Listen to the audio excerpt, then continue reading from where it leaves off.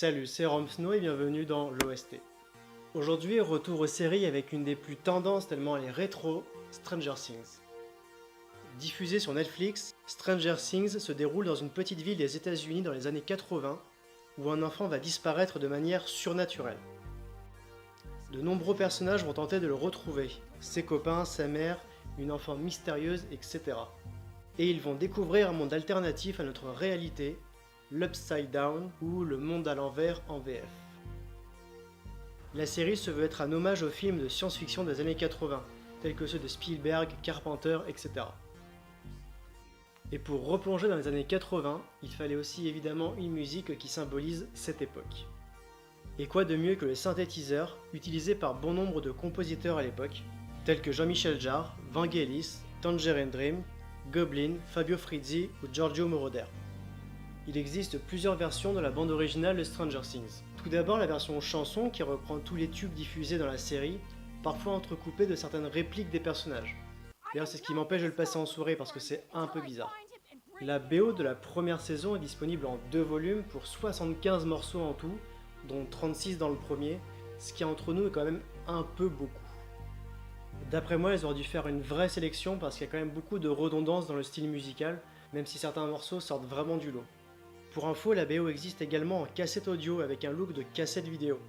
C'est tellement rétro. La BO de Stranger Things saison 1, volume 1 donc, est composée par Kyle Dixon et Michael Stein, deux musiciens du groupe Survive. Ils ont été contactés par les Duffer Brothers, donc les créateurs de la série, parce qu'ils étaient fans du groupe et ont utilisé une de leurs musiques qui s'appelle Dirge pour présenter le projet à Netflix. Une fois que la série a eu le feu vert pour être produite, ils ont contacté le groupe pour savoir s'ils étaient d'accord pour écrire une bande originale de série de science-fiction avec Winona Ryder pour Netflix. Et ils ont répondu immédiatement oui en découvrant les premiers visuels et en lisant le synopsis. Dixon et Stein ont travaillé sur des dizaines de démos, des thèmes et des pièces d'ambiance principalement. Ils ont envoyé des morceaux non utilisés de leur groupe qu'ils ont ensuite retravaillé et développé avec les producteurs afin qu'ils collent à la série. Pour l'anecdote, ils ont composé les thèmes des personnages avant même le casting. Les réalisateurs s'en sont donc servis pour passer les auditions avec les acteurs. Le plus dur pour eux était de passer d'une conception pop de la musique, avec des couplets, des refrains, etc., pour passer à une écriture liée au scénario et aux émotions. Les Duffer Brothers voulaient que la musique reste relativement classique. Ils ne voulaient pas donner un son purement rétro années 80. Ils voulaient des sonorités synthétiques, mais que ça sonne moderne. Dixon et Stein ont eu pas mal de temps pour écrire et travailler la musique parce que le montage de la série prenait beaucoup de temps. Ce qui leur laissait le temps d'expérimenter des sons, des ambiances et des textures, certaines démos durant jusqu'à 20 minutes.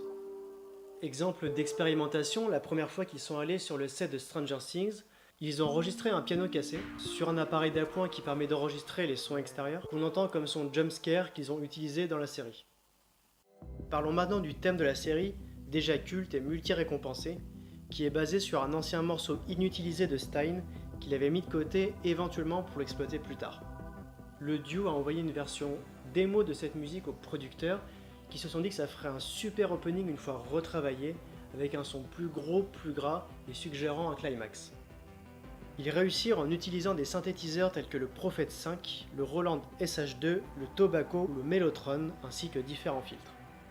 Pour moi, ce qui fait la force de cette bande originale, justement, c'est qu'ils n'ont pas essayé de recréer de la musique des années 80, mais bel et bien de la créer avec des instruments de l'époque, ce qui donne un côté authentique à la musique. La musique que je voulais vous faire écouter, The Upside Down, est bizarre parce qu'elle a été composée avec le 2600, qui est un instrument analogique qui produit des sons qu'on ne peut pas retrouver sur un piano par exemple, qui lui est microtonal. Le premier jour où Stein l'a rapporté à Dixon, donc bien avant la série, il s'est dit faisons un gros coup de tambour avec. Et ce son est arrivé dans la bande originale avec un peu de travail sur le son pour le rendre cohérent avec la série. Écoutons donc The Upside Down, un morceau plein de tension mais aussi un hommage moderne aux années 80 pour Stranger Things.